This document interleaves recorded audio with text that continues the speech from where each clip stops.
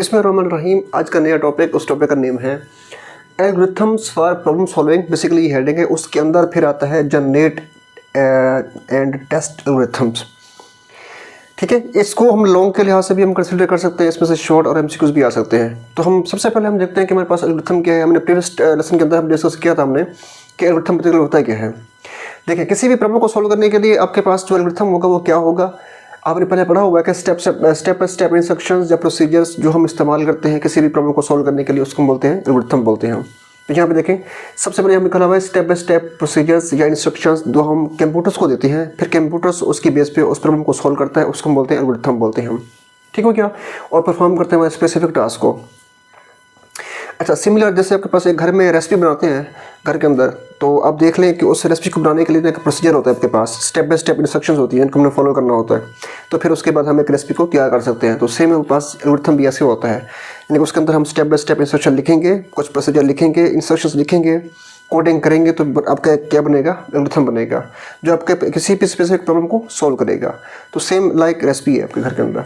अच्छा, फिर इसमें कहते हैं कि एल्गोरिथम को इस्तेमाल करते हैं ताकि हम प्रोसेस कर सकें इनपुट डाटे को, फिर वहाँ से हम जनरेट कर सकें, मतलब उसके बाद हम कोई कैलकुलेशन कर सकें, फिर वहाँ से हम किसी आउटपुट को निकाल सकें। एल्गोरिथम को इस्तेमाल करने के बाद हम उन इनपुट्स के ऊपर हम काम करेंगे, फिर उस आउटपुट के ऊपर हम मल्टीपल ऑपरेशन को परफॉर्म करवाएंगे। ऑपरेशन क्या होंगे, वो कैलकुलेशन होगी आपकी, फिर वहाँ से क्या आएगा, आपके पास एक रिजल्ट आएगा। ठीक है, और रिजल्ट किस में आएगा, एफिशिएंट भी आएगा, एक्यूरेट भी आएगा, क्योंकि हमने क्या इस्तेमाल किया हुआ है, एल्गोरिथम इस्तेमाल किया हुआ है। जब भी हम किसी सॉफ्टवेयर को, किसी प्रोग्राम को, जब किसी एल्गोरिथम को हम इस्तेमाल करके किसी प्रॉब्लम को सॉल्व करते हैं तो उसका रिजल्ट एक्यूरेट ही आता है मोस्टली। अच्छा, फिर इसके बाद कहते हैं कि सम रीजंस, कुछ रीजंस ऐसी हैं जिसकी वजह से हम अपने एल्गोरिथम को समझते हैं या उसको समझना लाजमी होता है। किसी भी एल्गोरिथम को समझने के लिए आपके पास कुछ ना कुछ रीजंस होंगी। वो रीजंस कौन कौन सी होती है, देखें। पहली बात कि जब भी हम किसी सॉफ्टवेयर को बनाते हैं, जब भी हम किसी वेबसाइट को बनाते हैं, तो उस वेबसाइट को बनाने से पहले आपको करना ये चाहिए कि उसका लॉजिक बनना चाहिए। जब तक उसका लॉजिक नहीं बनाएंगे तब तक आप उस पर काम नहीं कर सकेंगे। उसकी वेबसाइट, उसका जो आपके पास वो एप्लीकेशन होती है, वो आप उसको बना नहीं सकेंगे। ठीक है, तो जब भी हम कोई सॉफ्टवेयर बनाते हैं, जब भी हम कोई ऐप बनाते हैं, कोई एप्लीकेशन या वेबसाइट बनाते हैं हम, तो उसके कोडिंग करने से पहले उसका हम बनाते हैं एक लॉजिक। ठीक हो गया, ये सबसे पहला पॉइंट ये है कि इसके ये रीज़न है। दूसरी रीज़न इसका ये है कि हेल्प करता है सॉल्व करने के लिए कम्प्लेक्स प्रॉब्लम एफिशिएंटली। मल्टीपल ऐसे प्रॉब्लम्स जिनको एफिशिएंटली हमने सॉल्व करना हो, तो इसमें हेल्प करता है आपकी। इसकी रीज़न है कि हमने एल्गोरिथम को इसलिए इस्तेमाल करना है, इसकी ही रीज़न है। उसके बाद ensure accuracy and consistency in multiple apps, different apps. Multiple different apps के अंदर ये एक्यूरेसी को और कंसिस्टेंसी को इंश्योर करता है, यकीनी बनाता है इस बात को। ठीक है, अब हमारे पास जो मेन अगला टॉपिक है वो है जनरेट एंड टेस्ट एल्गोरिथम। अच्छा, इससे पहले हमने इसको पढ़ने से पहले अब देखें कि हमने एल्गोरिथम ऐसा बनाना है, हमने वो प्रोग्राम ऐसा बनना है जो मल्टीपल सिचुएशन के लिए काम आ सके। कैसे, मिसाल के तौर पर मैं कहता हूँ, यहाँ पे मेरे पास कुछ नंबर्स हैं। देखिए यहाँ पे देखें, मेरे पास कुछ नंबर्स हैं 1 से लेके 100 तक। इसके लिए मैंने एक बना दिया एल्गोरिथम। ठीक है, तो ये एल्गोरिथम इनको सोल्व करने के लिए इस्तेमाल हो रहा है। मेरा पर्पस इसमें हो सकता है कि मैंने 1 से लेके 100 के दरमियान से इवन नंबर निकाल रहे हैं, मैंने 1 से लेके 100 के दरमियान ऑड नंबर निकाल रहे हैं, या मैं कहता हूँ मैंने इनसे फैक्टोरियल निकालना है। ठीक है, वो मेरा पर्पस कुछ भी हो सकता है। अब अगर मेरी यहाँ से जो इनपुट्स बढ़ रही हैं, ठीक है, तो मेरे पास एल्गोरिथम वही होना चाहिए। मतलब मेरे पास ऐसा एल्गोरिथम हमें बनाना चाहिए, हम बनाएंगे जो इन प्रॉब्लम को सॉल्व करने के लिए भी वही होगा और इनको सॉल्व करने के लिए भी प्रॉब्लम होगा वही होगा। अब देखें, ऐसा ना हो कि इनको सॉल्व करने के लिए आपके पास अलग से एल्गोरिथम हो। ठीक है, जब हम इनको सॉल्व करने या हमारे इनपुट्स बढ़े, हमारे प्रॉब्लम्स बढ़े, जो उनके लिमिट्स बढ़े, तो उनको सॉल्व करने के लिए एक अलग से हमें और बनाना पड़े। ऐसा हमें एल्गोरिथम नहीं बनाना चाहिए, हम बनाते भी नहीं हैं। तो हमें इसमें कहता है कि आप ऐसा एल्गोरिथम बनाओ जो आपके मल्टीपल टास्क को परफॉर्म कर सके। ठीक है, मल्टीपल इनपुट्स, मल्टीपल प्रॉब्लम्स को सॉल्व कर सके। ऐसा ना हो कि एक के लिए अलग, एक के लिए अलग। जनरेट एंड टेस्ट एल्गोरिथम, इसको पढ़ने से पहले आप देखिए, यहाँ पे एक डायग्राम है बनी हुई है। यहाँ पे लिखा हुआ जनरेटर, ठीक है, यहाँ पे लिखा हुआ है टेस्टर, यहाँ पे लिखा हुआ है स्टॉप। अब बेसिकली इसमें है क्या, देखें। सबसे पहले एग्जांपल देखें आप। फॉर एग्जांपल आपके पास ना एक रूम है जिसमें बिल्कुल अंधेरा है, डार्क रूम है। ठीक है, उसमें आपको कुछ नज़र नहीं आ रहा। आपने करना क्या है, आपने उस रूम से बाहर निकलना है, एग्जिट करना है आपने। तो क्या करोगे आप कभी यहाँ जाओगे, कभी वहाँ जाओगे, कभी वहाँ जाओगे, कभी वहाँ। क्यों? क्योंकि आपने बाहर निकलना है। तो क्या हुआ, मीन कि आपने बाहर निकलना है, तो बाहर निकलने का एक मसला है आपका। उस मसले को सोल्व करने के लिए आपके पास मल्टीपल सॉल्यूशंस होंगे। आप कभी कहाँ जा रहे हैं, कभी कहाँ जा रहे हैं, कभी कहाँ जा रहे हैं, कभी कहाँ जा रहे हैं। मतलब क्या हुआ कि एक मसले को सोल्व करने के लिए, प्रॉब्लम को सोल्व करने के लिए आपके पास मल्टीपल सॉल्यूशन हो सकते हैं। ठीक हो गया। तो सबसे पहले हमने क्या करना है, हमने उस मसले को सोल्व करने के लिए पॉसिबल सॉल्यूशन को फाइंड करना है कि सॉल्यूशन हैं क्या।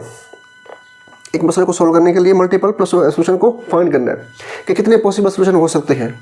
अब उस रूम से बाहर निकलेंगे तो उस रूम के लिए बाहर निकलने के लिए कभी आप कहाँ जाएंगे, कभी कहाँ। ऐसा तो पॉसिबल नहीं है कि आपको पता होना चाहिए कि जब पता हो आपको कि मैं यहाँ डायरेक्ट यहाँ से निकल जाऊँगा, ऐसा तो हो नहीं सकता, क्योंकि रूम क्या है, बिल्कुल उसमें डार्क है, अंधेरा है। तो आप कभी उसमें एग्जैक्ट कभी वहाँ से किसी रास्ते पे चल के आप उस रूम से बाहर निकल नहीं सकते। तो मल्टीपल अपने सॉल्यूशन क्या करने हैं, फाइंड करने हैं। तो देखिए अब यहाँ पे कहते हैं कि मेरे पास जो generate and test algorithm basically है क्या, ये बेसिक एंड पावरफुल मेथड है फॉर सॉल्व प्रॉब्लम।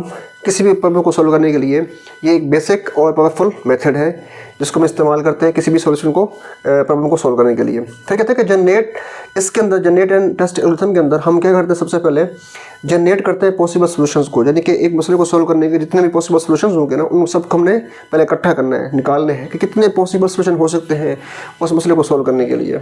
ठीक हो गया। फिर हमने उन तमाम सॉल्यूशंस को बारी बारी टेस्ट करना है कि इसमें से बेस्ट कौन सा होगा। आगे समझ कि सबसे पहले हमने जो इसमें निकाल लेने हैं कि ये पॉसिबल सॉल्यूशंस हैं, हो सकता है वो 5 हों, 10 हों, 15 हों, हो सकता है 50 हों, 100 हों, हो सकता है 500 हों। ठीक है। तो फिर उनको हर एक को आपने टेस्ट करना है कि उसमें से सबसे बेस्ट कौन सा है, सबसे करेक्ट कौन सा है। फिर इसके बाद आगे देखें हम इस प्रोसेस को कंटिन्यू तब तक करेंगे जब तक हमारे पास कोई सोल्यूशन ऐसा नहीं आएगा जो हमें चाहिए। ऑल सॉल्यूशंस टेस्टेड, जिनके तब तक उन सॉल्यूशंस को बारी बारी टेस्ट करते रहेंगे। डिफरेंट रूल्स अप्लाई, डिफरेंट हेस्टिक्स या रूल्स को अप्लाई करते हैं ताकि हम क्या कर सकें, वहाँ से रिड्यूस कर सकें नंबर ऑफ़ जनरेटेड सॉल्यूशंस। अब देखिएगा, इसको समझिएगा ज़रा, मैं दोबारा से ज़्यादा रीड कर रहा हूँ। Different rules apply to reduce number of generated solution. वो कहते हैं कि नंबर ऑफ़ जनरेटेड सॉल्यूशन का मतलब ये होता है कि जब हम किसी मसले को सॉल्व कर रहे हैं तो उसके लिए हमारे पास बहुत सारे सॉल्यूशंस को हमने फाइंड करना है, इकट्ठा करना है सॉल्यूशंस को। तो वो कहता है कि हेरिस्टिक रूल्स, यानी कि आपने ऐसे रूल्स अप्लाई करने हैं, हेरिस्टिक या रूल्स को अप्लाई करने हैं कि आपके नंबर ऑफ़ जो सॉल्यूशंस हैं वो कम से कम हों। हेरिस्टिक मीन क्या होता है, देखें आप ना कोई किसी भी एक ऐप का या किसी भी वेबसाइट का आपने कोई पासवर्ड लगा के आपने लॉगिन करना है अकाउंट को। तो क्या करते हैं, सबसे पहले उस अकाउंट के अंदर सबसे पहले आप क्या करते हैं, फॉर एग्जाम्पल आपने यहाँ पे नेम लिखा, ये आईडी लिखी है आपने, यहाँ पे लिखी है पासवर्ड। ठीक है। पासवर्ड और नेम के लिखने से आपका वो जो अकाउंट है वो ओपन हो जाएगा। अब नेम तो हमने लिख लिया है एक्यूरेट, लेकिन पासवर्ड हमें भूल गया, पासवर्ड नहीं पता आपको कि पासवर्ड है क्या बेसिकली। तो क्या करोगे आप लिखोगे पासवर्ड 123001111222233334444, इस तरह से आप क्या करोगे, हम पासवर्ड वहाँ पे ऐड करेंगे, लेकिन आपका पासवर्ड ओपन नहीं हो सकता, नहीं होगा। आप क्या करोगे, उसका सेम अल्टरनेट, मतलब उसका मिलता जुलता आप कोशिश करोगे कि ऐसा हो सकता है कि ये हो। फॉर एग्जांपल आपने नेम लिखा हुआ है, ये आईडी लिखी हुई है, आपने अकाउंट लिखा हुआ है, तो आपको होगा कि हो सकता है इसके नेम लिखूँ मैं, नेम को लिखने के बाद हो सकता है इस नेम के आगे ये लिखूँ तो मेरा पासवर्ड ओपन हो जाएगा। तो जो उस प्रॉब्लम के जो मिलता जुलता होगा, उसके साथ मिलता जुलता जो आपके पास पासवर्ड होगा, उसको हम क्या बोलते हैं, हेरिस्टिक। ठीक है, दोबारा सुनिएगा इसको आप। तो हमने मल्टीपल रूल्स को यहाँ पे अप्लाई करना है ताकि आपके सॉल्यूशंस कम से कम आपके पास मिले सॉल्यूशंस, क्योंकि जैसे जैसे नंबर ऑफ सॉल्यूशन बढ़ते जाएंगे वैसे वैसे आपको टेस्ट करने में क्या होगी, दुश्वारी होगी, मसला होगा, क्योंकि टाइम कंज्यूम होगा आपका। ठीक है, इस तरह से हमें वो मसला, वो प्रॉब्लम और प्रॉब्लम का सॉल्यूशन में फाइंड नहीं हो सकता। तो इसलिए वो कहते हैं कि कोशिश करें कि आपके पास नंबर ऑफ सॉल्यूशंस कम से कम हों। फिर मेक प्रोसेस मोर एफिशिएंट, इससे क्या होगा कि हमारे पास उस प्रॉब्लम को सॉल्व करने का सॉल्यूशन क्या होगा, बेस्ट हमें मेक प्रोसेस मोर एफिशिएंट, यानी कि जो वो प्रोसेस होगा, इससे ये होगा कि इस प्रोसेस को हमें अच्छी तरह से हम इसको सॉल्व कर सकेंगे, इसको हम परफॉर्म कर सकेंगे। ठीक हो गया। फिर कहते हैं कि मेरे पास इस एल्गोरिथम के अंदर 2 स्टेप्स हैं। वो स्टेप्स कौन कौन से हैं, ये भी शॉर्ट में आ सकता है कि जनरेट एंड टेस्ट एल्गोरिथम के अंदर कौन कौन से मेन 2 स्टेप्स हैं। पहला स्टेप क्या है कि जनरेट करने अपने तमाम सॉल्यूशंस को, एक मसले के पॉसिबल सोल्यूशन को हमने सबसे पहले निकालना है, फिर उन तमाम सोल्यूशन को हमें टेस्ट करना है बारी बारी। तब तक हमने करते रहना है जब तक हमारे पास कोई बेस्ट सोल्यूशन ना वहाँ से फाइंड हो सके। ठीक है, अब ये generate and test algorithm use कहाँ होता है आपका, यूज़फुल कहाँ पे है। ठीक है, कहाँ पे देखें, दो जगह पे। कहाँ पे, प्रॉब्लम स्पेस सवाल, इनके ये हम वहाँ पे इस्तेमाल करेंगे जहाँ पे हमारे पास प्रॉब्लम स्पेस क्या हो, कम से कम हो। इसका मतलब क्या हुआ, प्रॉब्लम स्पेस का मतलब ये है कि जब हम किसी मसले को सॉल्व कर रहे होते हैं तो उसके लिए आपके पास मल्टीपल सॉल्यूशंस हैं, तो कोशिश करें उनके सॉल्यूशंस कम से कम हों। ठीक है, हम वहाँ पे इसको इस्तेमाल कर सकते हैं। उसके बाद ये फिजिबल है to generate and test all possible solutions. ये वहाँ पे फिजिबल है जहाँ पे हमने सबसे पहले उस प्रॉब्लम के सॉल्यूशन को फाइंड करना हो, जनरेट करना हो, फिर हमने बारी बारी टेस्ट करना हो। अच्छा, there is no clear strategy to for find solution. ये वहाँ पे हम इस्तेमाल करते हैं जहाँ पे हमारे पास किसी सोल्यूशन की कोई स्ट्रेटजी नहीं होती। हम बिल्कुल ब्लाइंडली हम क्या करते हैं, वहाँ पे सोल्यूशन निकालते हैं, फिर उनको बारी बारी टेस्ट करते हैं, फिर उनको हम बारी बारी सोल्यूशन निकालते हैं, फिर हम बारी बारी टेस्ट करते हैं ब्लाइंडली। हमारे पास कोई स्ट्रेटजी नहीं है, हमारे पास कोई किसी किस्म का मेथड नहीं जिसका हमने इस्तेमाल करके हमने उस मसले का सोल्यूशन निकालना हो। ठीक हो गया। अब इस पर देखिएगा, सबसे पहले हम क्या करेंगे, अपने उस प्रॉब्लम के, मेरे पास फॉर एग्जांपल मैं कहता हूँ मेरे पास ये एक प्रॉब्लम है। ठीक है, इस प्रॉब्लम के सबसे पहले आपने पॉसिबल आपने सोल्यूशन निकाल लेने। फॉर एग्जांपल आपने निकाल लिया उसके 50। ठीक है, तो उन 50 को क्या करेंगे, फिर आप यहाँ से जनरेट करेंगे। जनरेट करने के बाद फिर आप बारी बारी उनको टेस्ट करेंगे इस टेस्ट के अकॉर्डिंग।